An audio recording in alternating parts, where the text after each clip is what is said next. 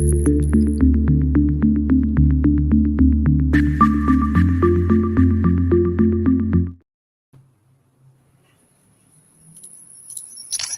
afternoon. It's Friday, the 23rd of February, and the weekend is finally here. I'm Jeffery Halley, and this is BizTech's Asian Midday Market Watch. Our guest today is Kelvin Wong, Senior Market Analyst at Oanda in Singapore. Kelvin, good afternoon. Hey, good afternoon to you, Jeff, and happy Friday.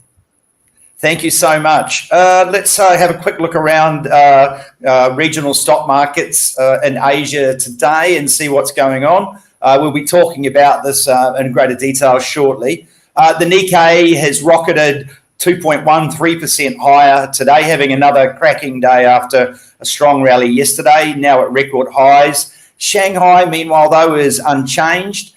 In Hong Kong, the Hang Seng has slipped by 0.27%. In Australia, the ASX 200 climbed 0.4% today. South Korea's Kospi is up 0.22%. Meanwhile, though, Singapore has fallen by 1.32%, quite the outlier today, and Kuala Lumpur is almost unchanged, up just 0.06%. Calvin, what are you making of that STI number today? It's certainly, given that stock markets rallied all around the world overnight, it's sort of sticking out like a sore thumb today. Yes, precisely. So if you look at the STI, definitely is a negative outlier on an intraday basis, down by close to about 1% or slightly more, about negative 1.2%.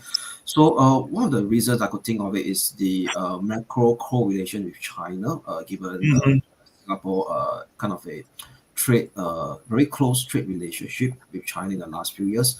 So China itself continued to be in this risk of that deflationary spiral. So if you look at the latest housing data, which is the house price index for January, that's out a while ago at the start of today's session, Asia session in the morning, it continued to show persistent downtrend, down negative 0.7% year on year from negative 0.4% year on year in December. So that actually explains to us that persistent deflationary risk spiral is still inherent in China. That could actually explain the underperformance of Singapore STI today, and as well as the slightly muted, we call it, performance of the Hang Seng Index as well. On the right. Yeah. I noticed that banks had been some of the underperformers today, and maybe that's a correlation trade with the China property market. Kelvin, let's have a look at global stock markets, though. We saw the Nvidia results and their outlook for the AI space spark another round of AI robot mania, I call it, on global stock markets overnight, from Europe right through to the United States, Japan today. You know, we're at pretty rarefied levels now. What's your feeling about global stock markets, as many of them now have record highs? Could it possibly be time to cash in some of your microchips? Well, I think to answer that question, we got to look at various aspects of the markets from a we call it. Firstly, let's look at from a technical perspective. So for sure, the technical picture on the Nasdaq 100, we're talking about the forerunner among the US benchmark stock indices in terms of the leadership.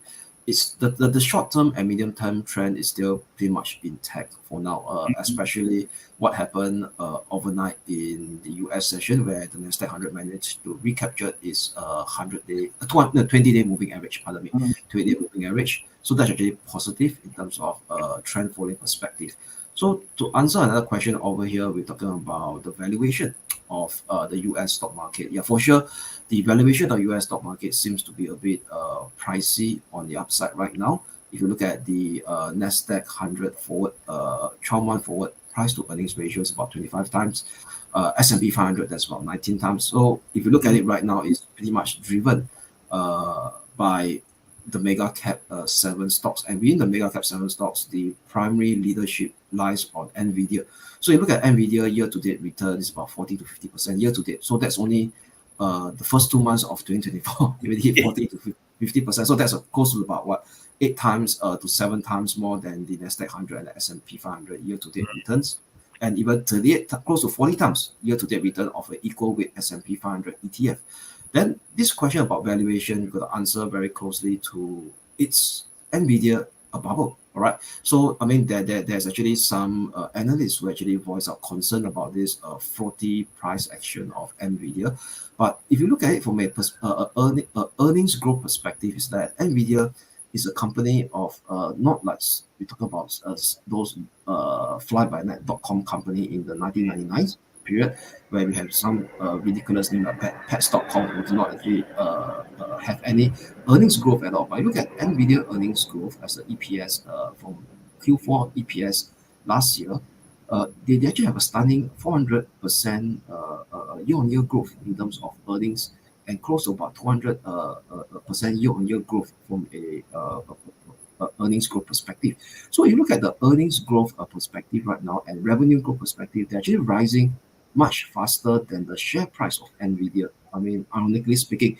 And if you look at the PE ratio, the forward PE ratio, right now, 12-month forward PE ratio of Nvidia is about 31, 32 times, roughly, put it 30 times. And it's actually down, it's down by almost a half from its peak in around the summer months of 2023. So in fact, right, the thing about earnings, Nvidia is actually we call it showing decent earnings growth performance. And if you look at it, compare it to a bubble stock right now, I think it's not really into that bubble zone yet at this juncture. Right. Okay. And I'm sure that's the question that's on everybody's mind, of course, this morning. Let's go back to the real world, so to speak, now, outside of the Magnificent Seven. It's been a pretty quiet day data-wise here in Asia to finish the week. But looking ahead to next week, what's standing out to you on the global data calendar? So for the data calendar, there are actually three things to watch out for. Starting the week on Tuesday will be Japan inflationary data. Why the data is very important? Because that could actually be primary driver to actually look into BOJ highly anticipated removal of the short-term negative interest rate that is still in the negative territory among all major central banks in the world. And and going forward will be on Wednesday, we do have the New Zealand Central Bank, RBNZ, something to look out for. Why? Because RBNZ, even though it's a very small central bank versus the rest of the world, I mean, it's not really like it's club. It's not like ECB and like the Fed. But the strange thing about RBNZ, it tends to lead the global interest rate cycle. So if you recall that the previous hike cycle that took shape about 1.5 years ago was actually led by the RBNZ. And right now, market participants are actually looking for clues of RBNZ interest rate cut cycle. But if you look at the last 4 weeks, right, from RBNZ chief economist and right to the main guy, the point guy is RBNZ Governor Or, there seems to be sounding rather hawkish and dovish, saying that there's still much more room to be done to actually get inflation back to their targeted level of 1% to 3%, and they're still concerned about elevated core inflation in New Zealand.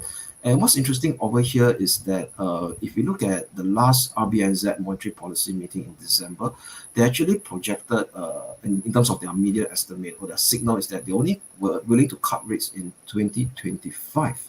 So that's actually way backwards than what the Fed is expecting to cut and what ECB is expecting to cut right now in the summer months of 2024.